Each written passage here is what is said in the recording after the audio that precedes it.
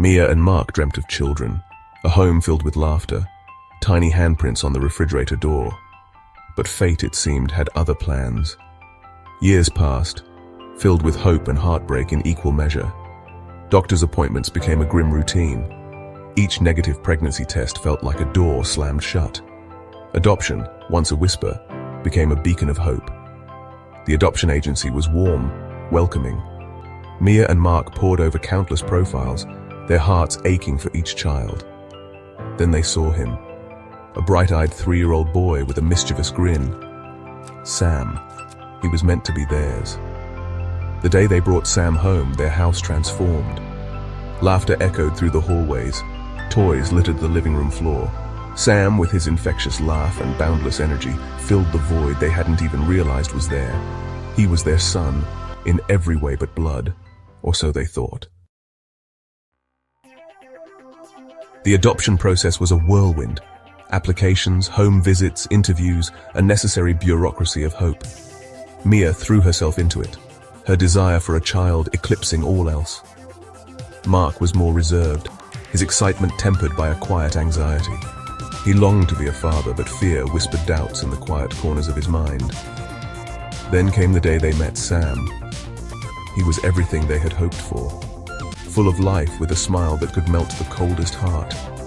He was shy at first, clinging to his foster mother's leg. But Mia knelt before him, her eyes filled with such warmth and love that he reached for her. In that instant, a bond was forged. Life with Sam was chaotic, exhausting, and more wonderful than they could have imagined. He had a knack for finding mischief, for turning their organized world upside down. But his laughter was infectious, his love pure and unconditional. They were a family. Weeks morphed into months. Life settled into a comfortable routine.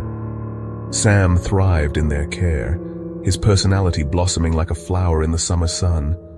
He called them Mama and Dada without hesitation, his small arms wrapping around them in hugs that chased away any lingering doubts. But beneath the surface, a darkness brewed. Mark grew distant, his smiles strained, his eyes shadowed with a worry that Mia couldn't quite place. He was short-tempered, easily frustrated, especially with Sam. Mia brushed it off as work stress, exhaustion, anything but what it truly was. Then came the night that shattered their fragile peace. Sam had been particularly boisterous, his laughter echoing through the house as he played a game of hide-and-seek. Suddenly, Mark snapped. "We need to give him back!" he roared, his voice thick with a terror that sent chills down Mia's spine.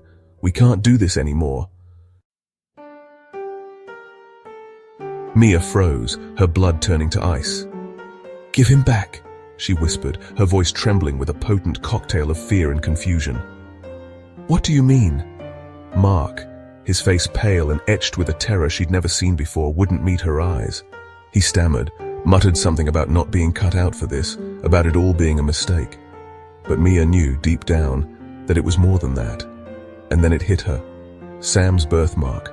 A small, heart-shaped mark on his left shoulder, identical to one Mark had borne since childhood.